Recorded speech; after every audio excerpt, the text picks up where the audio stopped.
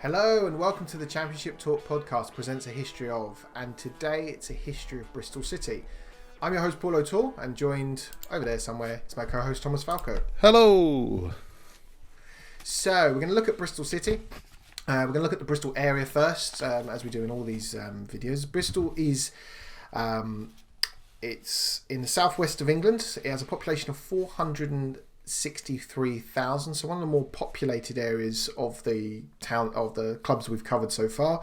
The city lies between Gloucestershire to the north, Somerset to the south, and it has Wales across the Severn Estuary. So it sits right on the the Severn Bridge runs right through Bristol City. Originally, it was made of Iron Age hills, forts, Roman villages. It's always been an important port due to its geographical location. It was the starting place for the early voyages of the exploration of the New World. The ships that carried people across to America in 1491. Its modern economy is built on creative media, electronics and aerospace industry. I didn't even know the UK had an aerospace industry until I read this. The city still remains a fairly busy port. It was one of the UK's most popular tourist destination in 2009, which, again, I've been there a couple of times. It's a lovely place. It's the Sunday Times named it one of the best cities in Britain to live in 2014 and in 2017. Bristol also won the European Union's Green Capital Award in 2015. So we're going to look at the formation of Bristol City Football Club. Over to you, Thomas. Why, thank you very much, Paul. Yes, they were founded in 1894 as Bristol Southend by Minister members Fred W. Keenan and John Durrant. Then they changed their name to Bristol City on their admission to the Southern League in 1897 and became professional, becoming a limited company. In 1900, they combined with their Southern League rivals Bedminster FC. I'd just like to quote from you an article from the Gloucestershire Echo on the 12th of April 1900, which says a scheme has... You had that in your drawer, did you? Yeah, I actually had this in my scrapbook of interesting football articles. Yes, I also did.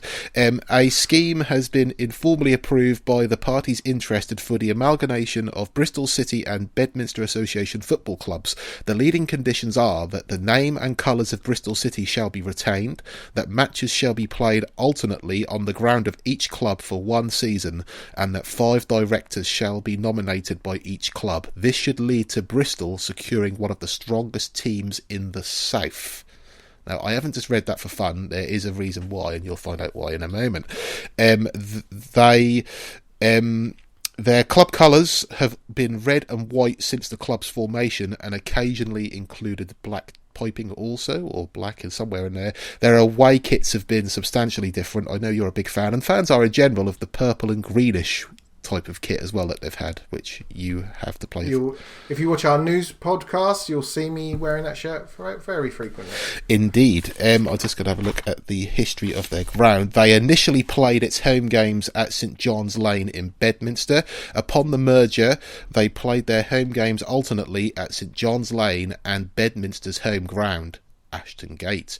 After the 1901 season, Bristol City played at St John's Lane before deciding to adopt Ashton Gate as their new home in 1904. Now, this is a little bit of a potted history because the Bristol City website is very good. They've got a really good potted history, and I've borrowed it significantly from that for this. In 1916, the roof of the South Terrace was destroyed by gales. In 1928, the club sold 2 players to Blackburn Rovers for a combined fee of £3,650 to fund the covering of the Winterstoke end. So they sold 2 players to cover a stand. That's a phenomenal. Imagine the uproar if that happened today.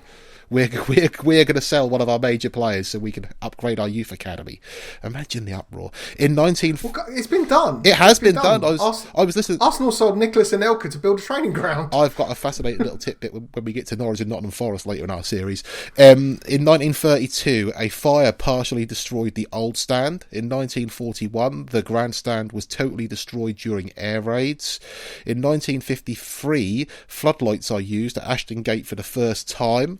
In 1970, the Dolman stand is opened, named after the previous chairman, Harry Dolman. In 1992, the club give their old floodlight pylons to Wigan Athletic to use at their Springfield Park. That was where they played at the time. In 1994, the John Adjeo stand replaces the old away end terrace. The aforementioned John Adjeo being the club's record appearance maker at the time, with 645 appearances between 1951 and 1966. In November 2007, the club announced plans to relocate to a new 30,000 capacity stadium in Ashton Vale. The South stand opened in 2015, still at Ashton Gate, by the way, and the Williams stand was demolished and replaced by the Lansdowne stand in 2016. The history of their badge. Their initial badge incorporated a shield and a brace of unicorns. Between 1903 and 1949, the club were crestless until a red robin on a football was used for a single season. That was replaced by a similar badge to their initial one, with 2 unicorns, Bristol coat of arms, and the club's motto, Virtut et Industria, virtue and industry. 4 years later, the backing was removed and the motto given more prominence. In the mid-70s, the badge was overhauled with a robin perched atop a football with the Clifton Suspension Bridge as a background. A basic BC 82 was used in 83-84 before a return to the previous badge. This was until 1994. A brace of unicorns and a coat of arms return, with the motto replaced with Bristol City 1897. And 2018-2019 saw a return to a more retro-themed badge and their modern-day incarnation of the Robin reimagined, isn't it now? That's a bit more modern, but still getting their traditional roots. Why are they called the Robins, I hear you ask, Paul? Well, due to their red and white kits over the years is the most pressing reason I could find. Also previously called the Garibaldians, in reference to followers of Garibaldi who they wore red shirts. And also they've been called the Citizens, the Bristol Babe, until the 1940s, when the Robins was used, as they incorporated a song that was a hit at the time, where the club's fans sung, "When the red, red robin goes bob, bob, bobbing along." You do hear that sometimes to this very day. The role of honour. Again, we're going to talk about tiers, which is not the best time to talk about tiers considering the COVID stuff we're talking about, but obviously the names have changed over the years. They were the first tier runners-up in 1906-07, second tier champions in 1905-1906, when they were the runners-up in 1975-76. They were third tier champions in 1922-23, 1926-27, 1954-55, that was the South Division, and 2014-2015. They were runners-up on 4 separate occasions, the latter being 2006-2007. FA Cup runners-up in 1909, they lost 1-0 to Manchester United, with Sandy Turnbull scoring for United in the 22nd minute. The interesting bit about that cup final was both teams were ordered to play in alternate kits or colours, because they both played in red. Obviously, they still both do play in red.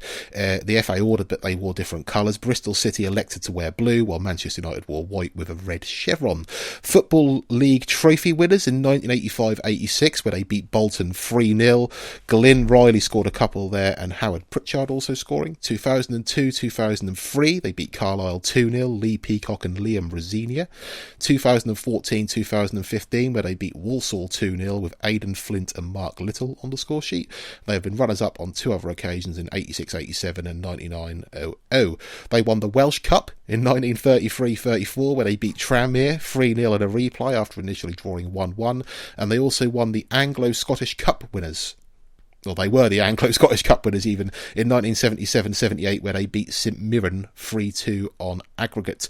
As far as records go, their record league victory was 9-0 against Aldershot in December of 1946. Their record cup victory was 11-0. That was against Chichester City in November 1960. Their record defeat, 9-0 against Coventry in April of 1934.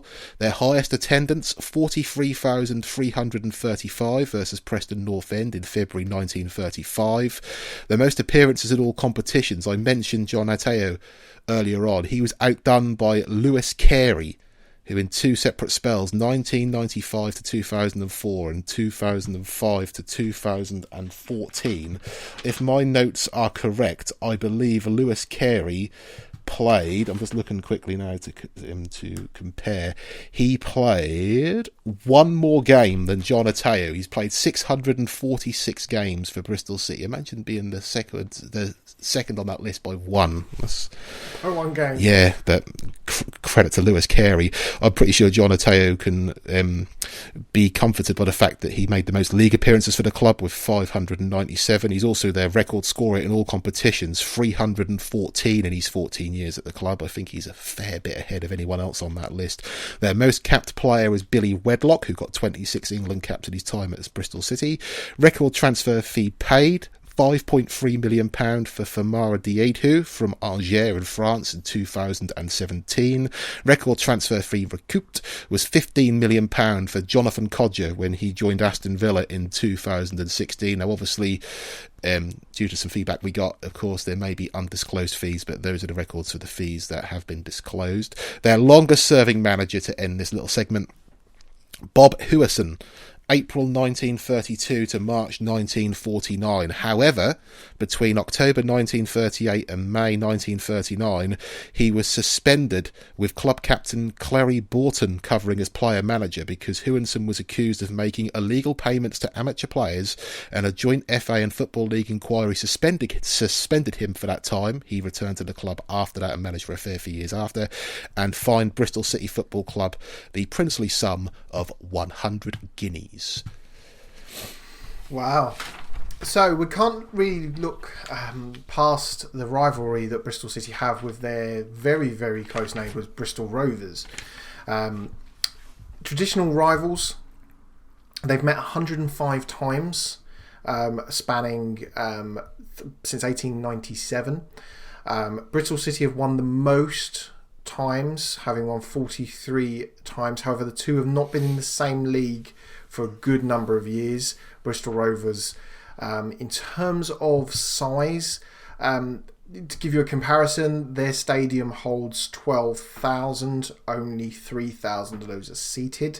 So yeah, in terms of size, obviously there's a big disparity. However, Bristol Rovers in their own right are 137 years old, so they're not a new club by any stretch of the imagination, currently playing in League One. So yeah, so I couldn't really look past this with looking at their rivals, because in the city of Bristol, definitely two really big clubs. We're going to move on to the season since... one really big club, one okay club, really big rivalry, I think is the best way to put it. In terms of the... they're not getting promoted to the Championship, I'm going to be covering them anytime soon. In terms of seasons since 1990, they were promoted in 89 to 90 from Division 3, having finished second, having achieved 91 points. I mean, it's quite incredible to get 91 points and still only finish second. In 1999-91, they finished... obviously in Division 2, they finished 9th. They then finished the next season 14th, 91-92, 92-93, obviously in the advent of the Premier League. They were automatically promoted to Division 1, obviously because the Premier League was then created. That season they finished 15th. 93-94, they finished 13th. They were then relegated the following season, so in 94-95 they finished 23rd, only amassing 45 points. Division 2 the following season, 95-96 they finished 13th.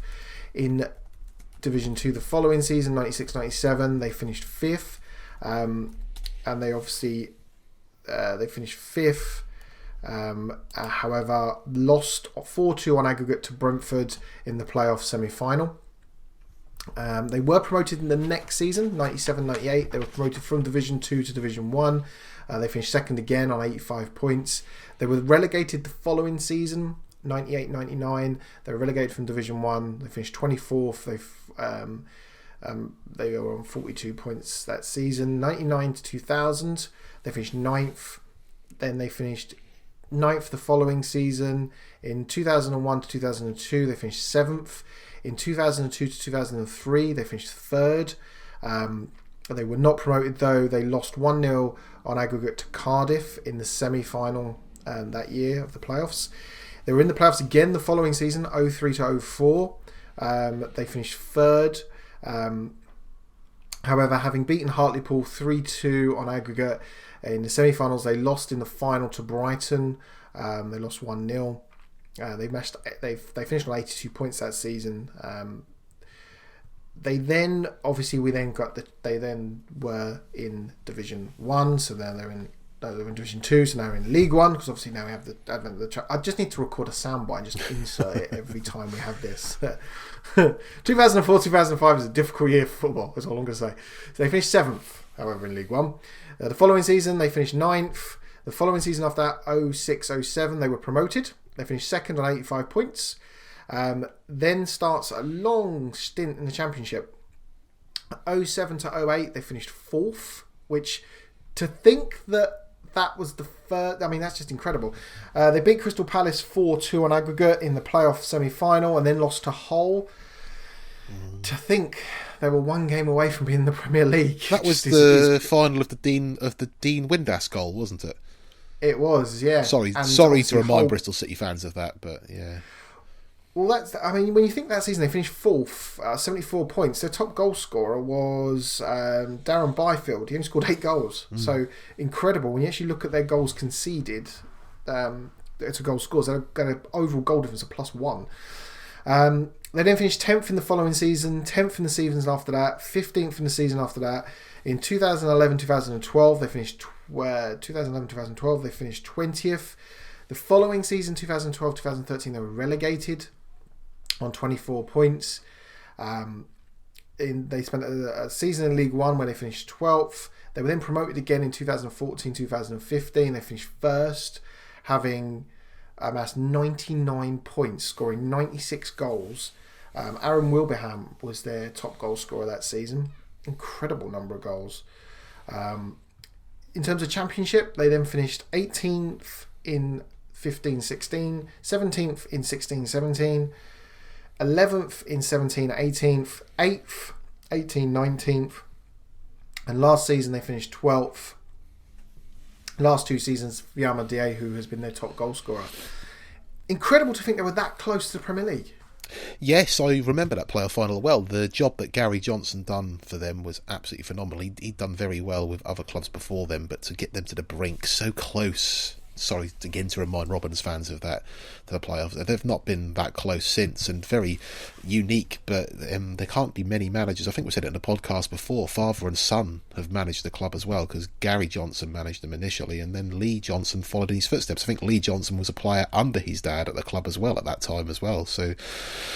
Yeah, Bristol City have not been close to that since, but they are a club, barring last season as well. They've been making small gains in that table as well, haven't they? They've had to sell good players to replace with players who, again, then maybe go on and get sold on as well. You look at their top scorers over the last few years, and they've all moved on at some point, haven't they, to so-called bigger things. You've got Nicky Maynard was on there as well. Brett Pittman. Top goal scorer in the entire season, that season. Yeah, well, I mean, you look at the list as well. Sam Baldock and Tammy Abraham both netted 26 in all competitions in the last few years as well. Tammy Abraham, of course, part of the Chelsea squad now.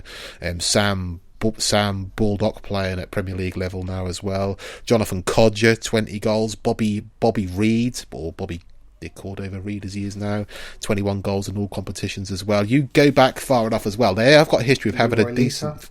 Well, they have... Yes. How could I forget him as well? He's a typical journeyman. But you go back through the years, in the 90s, some of the strikers who are in their goal scoring list is phenomenal. Sean Goater, Andy Cole. Sean Goater, Andy Cole, incredible. Wayne, the Chief Allison, Adi Akinboyi as well. Tony Thorpe scored a fair few goals for him, top scorer 3 years running as well.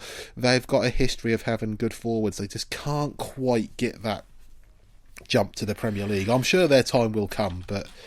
And you say that because you make an interesting point, because the last time they were in the top flight of English football was 1979 to 1980. That was the year they were relegated. They only amassed 31 points. When you look back and you think...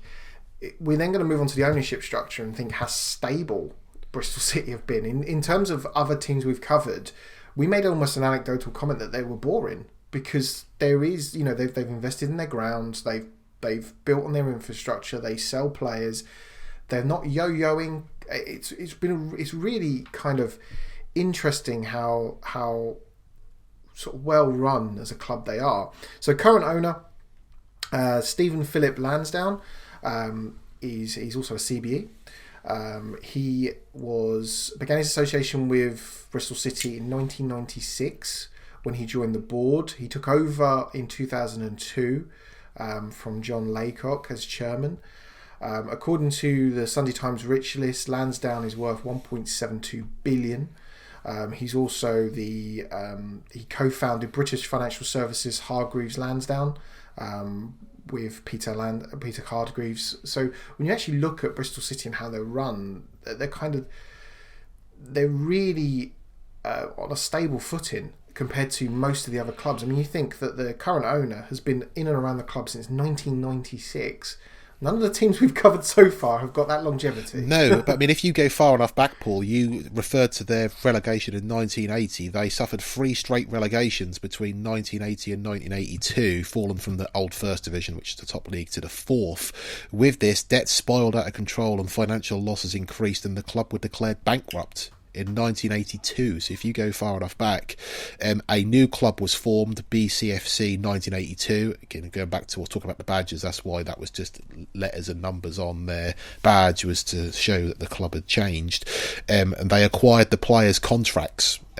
The Ashton Gate 8, which are a famous list of 8 players who actually agreed to the termination of their contracts on half the amounts due, which saved the club a lot of money. Julian Marshall, Chris Garland, Jimmy Mann, Peter Aitken, Jeff Merrick, David Rogers, Jerry Sweeney and Trevor Tainton. So it's not all been plain sailing for Bristol City. You think just shy of 40 years ago they were actually on the brink as well, which again is crazy to think that clubs such as Bristol City, they are a model of a club who are well run now. We've often talked about it in the main podcast, where they're stable, yep, they invest in the things they need to, and maybe they do adhere to financial fair play as opposed to some other clubs who maybe push it a little bit. That's probably, they're not far off, are they? They're really not far off. But when you go far enough back in their history as well, the fact that they were on the brink to where they are now, being a stable upper mid-table championship club, is some achievement really for Bristol City. I think the biggest thing to say is, obviously, you're going back sort of 30 years plus, when you think, actually, that they probably learned from that, rather than, and more recently it's become fashionable to overspend, try and invest and try and get into the promised lands, and Bristol City have made progression the right way. So really, really good, really, really interesting looking into the history of Bristol City. As always, thank you all for watching. If you want to catch our weekly podcast, which reviews the games game by game, that's on any kind of podcast subscription service. If you want to catch the news every week, where we just round up the championship news in brief, hit the subscribe button and you'll get those pop into your news feed. If you like the podcast, hit us with a thumbs up, hit us with a like, that allows other people to see it.